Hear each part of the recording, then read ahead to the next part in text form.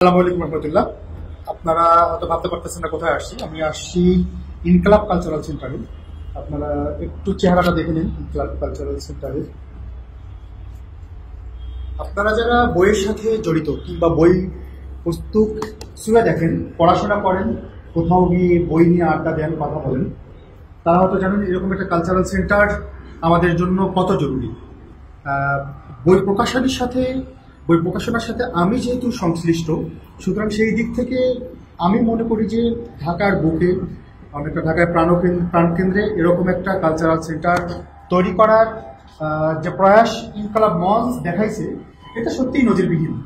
আমরা অনেক চিন্তা করেছি, অনেক পরিকল্পনা করেছি, অনেক কিছু এই স্বপ্ন দেখেছি, কিন্তু আমরা এখন পর্যন্ত এরকম কোনো একটা সেন্টার বাস্তবায়ন করতে পারি নাই। সত্যিকার অর্থে এটা একটা বিশাল কাজ, বিশাল একটা আঞ্জাম।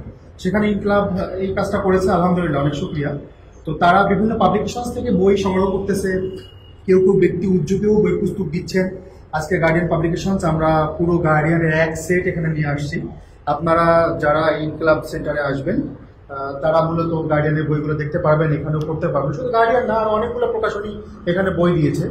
তো এই ভিডিওটা করার উদ্দেশ্য হলো যে আমার টাইম লাইনে বা আমার লিস্টে অনেক প্রকাশক আছেন, অনেক লেখক আছেন, অনেক পাঠক আছেন। আপনাদের প্রতি আমার আবেদন বা সবিনয় নিবেদন, যেটাই বলেন না কেন, আপনারা আপনাদের প্রকাশনীর বইগুলো, অন্তত যে বইগুলো দেওয়ার মতো সেই বইগুলো এই ইনকলাব কালচারাল সেন্টারে আপনারা পাঠাবেন। যারা লেখক আছেন আপনাদের বইগুলো আপনারা এখানে পাঠাতে পারেন, এবং পাঠকদের থেকেও অনেক বই এখানে আসছে, আপনারাও দিতে পারেন। তাহলে একটা জমজমাট এখানে আমাদের যে স্বপ্নটা, এই স্বপ্ন পূরণের জন্য একটা জমজমাট আয়োজন এখানে হবে।